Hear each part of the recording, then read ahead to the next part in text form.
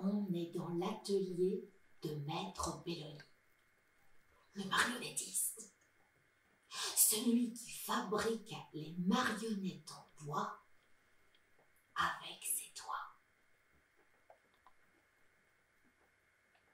C'est la Belle au bois dormant qui se réveille la première cette nuit-là. Elle est sur l'appui de fenêtre et elle regarde longuement tomber la neige. Il fait tout noir dehors. À l'intérieur de l'atelier,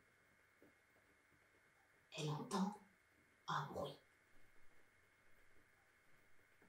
C'est Maître Belloni.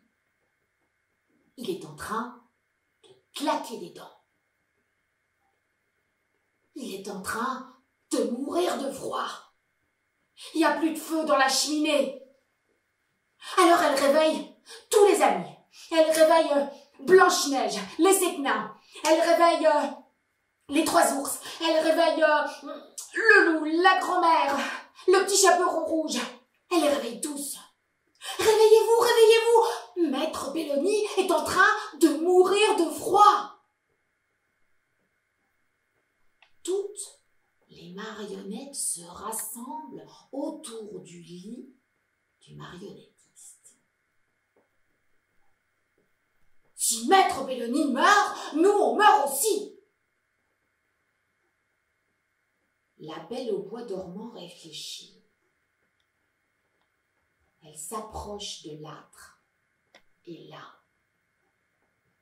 elle prend son bras de bois qu'elle arrache et le jette dans le feu. Les autres marionnettes sont surprises et puis font la même chose. Pour celui qui nous a créés, on donne un bout de nous. Certains ont donné leurs oreilles en nénuphar, d'autres ont donné leur nez clown, leurs chaussures trop grandes. Chacun a donné un bout de bois, un morceau de lui-même, pour que le feu se ravive et pour que Maître Belloni guérisse. Au petit matin, Maître Belloni se réveille. Il va bien mieux. Et là, il regarde dans son atelier et il voit le désastre, toutes ces marionnettes amputées. Alors il s'habille, il fonce vers la forêt et il attrape des bouts de bois, du hêtre, du chêne, du sapin. Il prend tout ce qu'il peut trouver. Il rentre chez lui et là, il sculpte. Il manipule. Il fabrique, il refabrique, il répare, il re-répare. Il reconstruit ses marionnettes abîmées. On est le 24 décembre. Maître Belloni n'a pas arrêté de travailler. Il ne s'est pas rendu compte qu'il n'y avait rien à manger. Une veille de Noël. Les marionnettes n'ont pas dit leur dernier mot. Celle qui est une fée s'approche de la cheminée. Elle prend un bout de bois qui n'est pas encore consumé. Elle prend le plus long, sans doute le nez de Pinocchio. Vous savez, cette marionnette qui, quand elle dit des mensonges, fait que son nez se rallonge. Eh bien, elle prend ce bout de bois, le pose sur la table, le frôle de ses doigts et ce bout-là se transforme en bûche de Noël avec de la crème. Cette année, Maître Belloni et ses marionnettes ont fêté Noël ensemble, dans la plus grande solidarité. Quand Jérémie se réveille ce matin-là, il sent quelque chose de bizarre. Ça doit être la lumière. Il se précipite vers la fenêtre et là, il voit. La neige a recouvert les toits, les trottoirs, les jardins, les rues. Jérémie est enchanté. Cette neige, il l'attend depuis si longtemps. Alors il court, il s'emmitoufle, il met son gros manteau, il met son bonnet, son écharpe, ses gants. Et il s'en va jouer dans la neige. Il s'amuse à regarder les traces de ses pas. Il s'amuse et petit pas par petit pas, il arrive chez sa voisine Grazi. Grazi, c'est une drôle de petite dame. Drôle de petite vieille dame.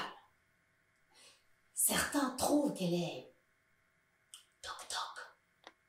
Oui, parce que Grazi, elle parle à tout le monde. Elle parle aux gens, mais elle parle aussi aux nuages, au soleil, aux arbres, aux fleurs. Elle parle à tout le monde, Grazi. Elle danse aussi. Elle chante.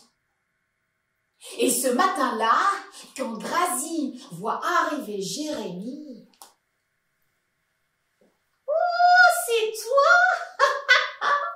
C'est toi le grand chamboule tout blanc! C'est toi qui as déchiré les oreillers et qui as fait valser ces plumes blanches sur le monde!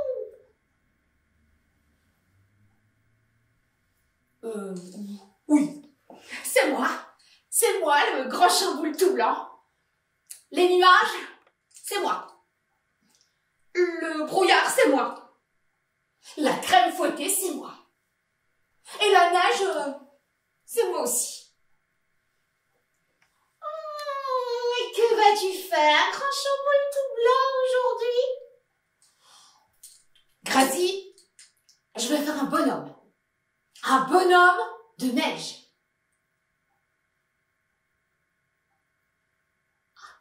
De neige? Oui. Et peut-être que même il sera ton fiancé.